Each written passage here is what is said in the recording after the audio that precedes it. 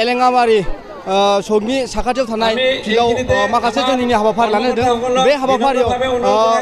बिटिआरनि मावफुं सोद्रोमा राकेश ब्रह्म बिथांनाव जों माखासे खोथा मिथिनानै लागोन बे समाव नोंथांमोना दि बेयाव दिनै सालबारि जोंनि कनस्टिटिउन्सियाव मोनसे जारिमिनारि मोनसे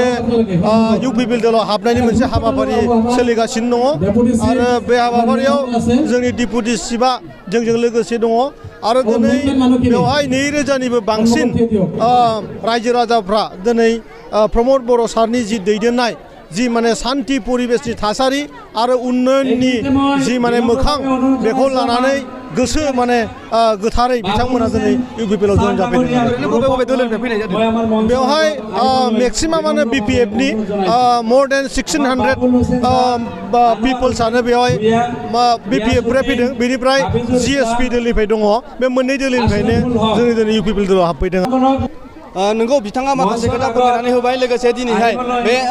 जयनिंनि हाबाफारि बा एलेङाबारि गेलेग्रा फोथाराव बा सकनि साखाथियाव थानाय माखासे दिनैहाय जयनिंनि हाबाफारि लादों बे जयनिंनि हाबाफारियाव बिथाङा माखासे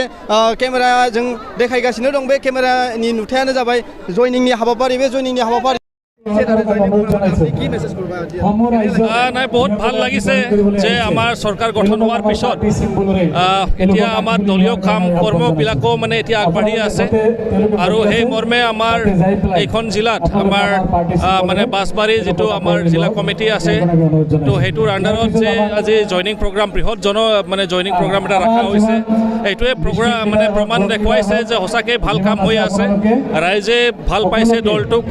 আৰু দলটোক আকোৱালিবলৈ আজি ওলাই আহিছে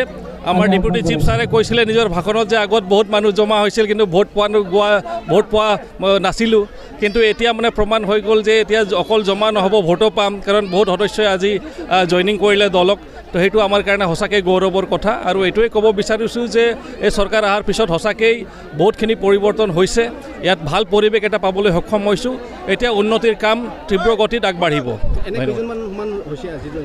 আমাৰ যিজনে এনাউন্স কৰি আছে BCDC চেয়াৰমেন তেখেতে কোৱা মতে যে 2000জন মানুহৰ মানে অলৰেডি লিষ্ট আছে তো এতিয়া সেই জইনিং প্ৰগ্ৰামটো কণ্টিনিউ হৈ থাকিব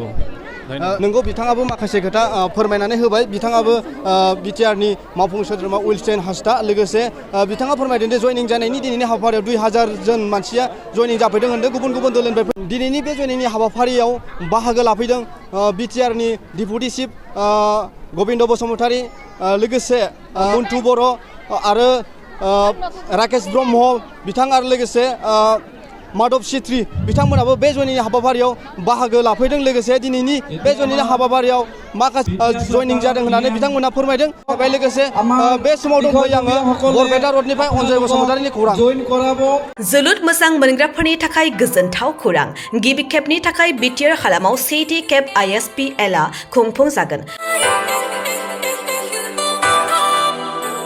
बिटिआर ओनसोलाव लाइमोनफोरखौ जोलुरनि फारसे गोसो बोहोनाय जोलुरखौ जौगाहोनायनि थांखिजों बिटिआर सरकारा बे बादायलायनायखौ खुंफुंनो थिरांथा लादों सा सानजा भारतनि 6 सिडुल ओनसोलाव थानाय मोनजि गेलेग्रा हानजाफोरनि गेजेराव बे बादायलायनाया जागोन बादायलायनाया फैगौ 9 अक्ट'बरनिफ्राय जागायनानै 23 अक्ट'बरसिम सोलिगोन अदालगुरिनि डिमाकुसि स्टेडियामनिफ्राय बादायलायनायखौ जागायजेनगोन बेबायदिनो बे जोलुर बादायलायनाया बिटिआरनि मोनब्रै जिल्लायाव खुंफुंजागोन आरो जोबथा बादायलायनाया क'क्राझार जिल्लानि सिङाव थानाय थिथागुरिनि साइसाक सेन्टाराव खुंफुंजागोन बादायलायनायाव देरहासार जानाया ट्रफिजों लोगोसे 3 लाख रां सेथि रानार्स आपआ ट्रफिजों लोगोसे 2 लाख रां आरो थामथि रानार्स आपआ ट्रफिजों लोगोसे 1 लाख रां मोनफुंनो हागोन बादायलायनायाव 6 सिडुल ओनसोलाव थानाय मोनजि काउन्सिलफोरनिफ्राय बाहागो लाफैगोन फारि बायदियै Tripura tribal areas autonomous council Khasi hills district autonomous council Jaintia hill district autonomous council Garo hills district autonomous council Lai autonomous council Mara autonomous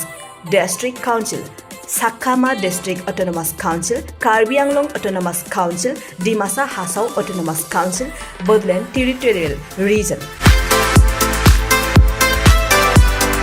बेखायनो सा सानजा भारतनि जोलुर गेलेनायखौ मोजां मोनगिरि रायजो राजाफ्रा थिखानाय खालार आरो जायगायाव